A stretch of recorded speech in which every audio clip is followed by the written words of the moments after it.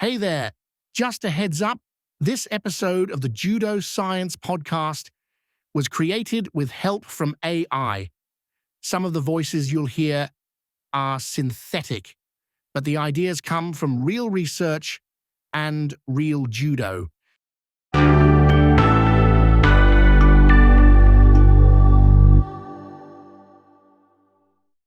Welcome to the Deep Dive. Today, we're really getting into a classic judo throw, Osoto Gari, the major outer leg sweep. That's the one, where you sweep their leg out from under them.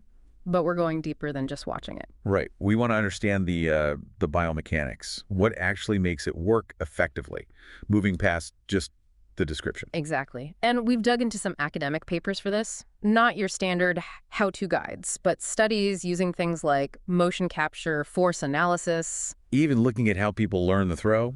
So our mission here is to pull out the key stuff from this research for you. Yeah, find those surprising details and the real practical takeaways for understanding Osoto Gari. Maybe even help you perform it better. Okay, let's jump in. First up, there's this study that looked really closely at how experienced judoka black belts move their head and trunk during the throw. Yeah, they used motion capture, tracked different body parts, and crucially, they tried to see if those movements linked up with how fast the sweeping leg was moving right at contact. And they found some definite connections, didn't they? Like the head tilt angle. Both when the leg was at its highest and at the moment of contact. It seems tilting your head forward more actually helps increase the leg speed. Which, thinking about it, kind of makes sense visually, right? Better view of the target. That seems to be the idea. A clearer line of sight to the opponent's leg probably helps with accuracy, maybe speed too, better visual processing. It reminds me of Yamashita. Coaching advice often mentions pressing the head down. Right. And this study kind of gives a biomechanical why for that. Maybe it's not just balance, but it helps nail that visual focus. Okay, so it's not just the position, but also the speed of the movement. They looked at angular velocities too. They did.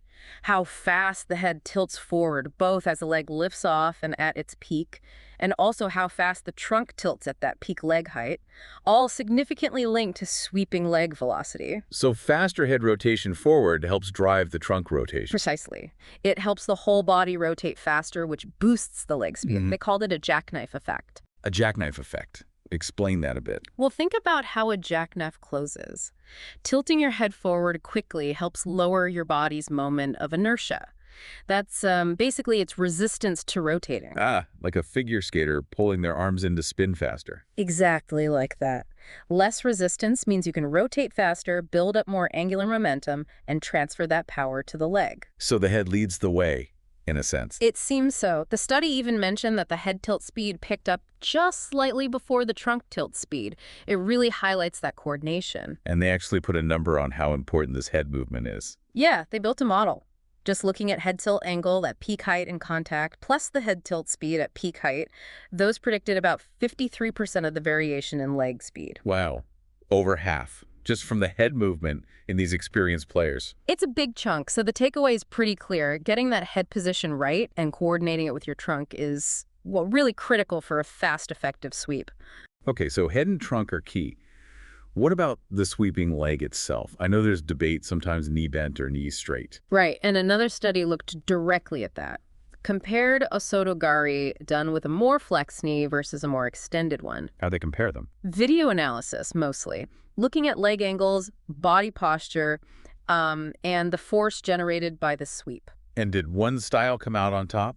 There were some definite differences. The bent knee group, they had a wider angle between their legs at the peak, a slightly different body angle overall, and importantly, they generated more force during the sweep. More force. That sounds like a clear win for bending the knee then. Biomechanically, it suggests an advantage for power and maybe leg extension, yeah.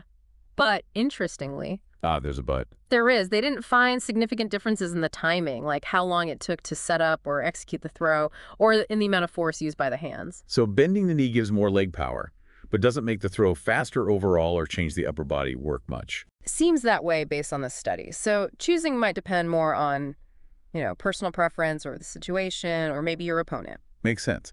Okay, so we've seen lab analysis, but what about a real fight? How does Osoto Gari change from, say, teaching it to actually competing? Great question. And another study tackled exactly that. Compared a national team judoka performing the throw for teaching versus doing it competitively. And I bet the big difference was speed. You got it. The competitive version was almost 20% faster, significantly faster. Where did that speed come from mainly? It was mostly in that very first phase, the kuzushi, the off-balancing, that was way quicker in competition. Kuzushi, breaking their balance, right? Exactly. And the study suggested they used a kind of small jump in the competitive throw. A jump. Yeah, a quick little hop or adjustment to accelerate the lower body really fast. Catches the opponent off guard, less time for them to react. So less of a perfect textbook demo, more about pure effectiveness and surprise. That's the trade-off. They also found the supporting leg's foot moved much faster in competition, twice as fast, and the thrower didn't shift their weight sideways as much relative to the opponent. Less telegraphing the move. Right. But here's a weird thing, the trunk movement. Go on. Well, the peak speed of the trunk bending forward during the initial setup, it was actually lower in the competitive throw. Lower. That seems wrong. Don't you need trunk rotation? You do, but the researchers thought that because the legs were moving so incredibly fast right at the start, the trunk sort of lagged behind initially. It catches up and accelerates hard later, but that initial peak velocity was lower. Huh. So the timing is different. Competitive throw prioritizes that explosive leg start, even if the trunk looks less engaged right at the very beginning compared to a demo. Exactly. It's all about speed and breaking that balance now. It just shows how context changes everything. Practice form is one thing, competitive reality is another. Which brings us nicely to practice itself. How do you best learn Osoto-Gari, especially getting that crucial kuzushi right? Yeah, another study looked into different practice methods for novices. What kinds of practice? 4 groups. One did static uchikomi, just repeating the motions, partner not moving. Another did moving uchikomi, repetitions while walking. A third did the whole throw, but with the partner already slightly off balance, pre-kuzushi, they called it. And the last group learned it in progressive parts, but also with that pre-kuzushi element. And the static reps? Probably not the best. That's what they found. The static group got better at the movement pattern, like the sequence of steps, but they didn't get any better at actually unbalancing their partner. Stands to reason. You can't learn to push someone over if they're just standing there waiting for it. Precisely. Aye. But the other groups, the moving uchikomi and both the whole and parts practice that included that pre-kuzushi, they did improve, both in the movement itself and in their ability to create that unbalance. So practice needs movement. It needs that feeling of actually disrupting someone's balance. Seems essential for learning the whole skill, not just the choreography. Practice conditions need to be closer to the real thing. Did it matter if they learned the whole throw at once or in parts, as long as that pre-unbalancing was there? Interestingly, no significant difference was found between the whole practice group and the progressive parts group if both included pre-kuzushi. So either way works, as long as you're practicing that initial, crucial unbalancing action. Okay, one last piece. Angular momentum. The physics of rotation in the throw. Right. A study looked at this, treating the thrower and opponent as one system. Use 3D motion capture, force plates, the works. To figure out how the rotational force builds up. Yeah, and they found that the angular momentum in the direction of the throw counterclockwise just kept increasing during the throwing phase.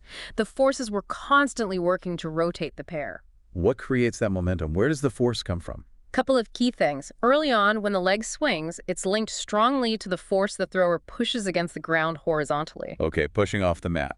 Exactly. Then later in the throw, it's more about the moment arm. Think of it like leverage, the distance between their combined center of mass and where the force is applied vertically. Like using a longer wrench makes it easier to turn a bolt. Perfect analogy. Body position affects that leverage. They noted that really close chest-to-chest contact might actually reduce that vertical moment arm, making rotation potentially harder in that specific dimension, though obviously contact is key overall. So it's complex generating force from the ground, then using your body positioning in contact to create that turning force. Absolutely. Generating and controlling that angular momentum is fundamental, and that interaction, that connection between thrower and opponent is vital for transferring that momentum effectively. All right, let's try and wrap this up. We've gone pretty deep into the mechanics of Osoto Gari. We have. And the key things to remember are head and trunk movement. Super important for leg speed, especially that forward tilt and coordinated rotation, knee bent or straight. Bent seems to offer more power, but maybe not more speed overall. And competition changes things. Speed and surprise become king, especially in that initial kuzushi. Practice needs to reflect that, with movement and actual unbalancing. Don't forget angular momentum. Generating that rotational force through ground reaction and body leverage and managing it through contact, that's the physics engine driving the throw. So hopefully you listening now have a much richer picture of what's happening under the surface during an Osoto-Gari. It's more than just a leg sweep. Definitely. And maybe a final thought to leave you with. How could you use these biomechanical ideas? Not just for Osoto-Gari, but maybe thinking about how you train other techniques. How do all these movements link together for maximum efficiency? Something to ponder. Thanks for joining us on this deep dive.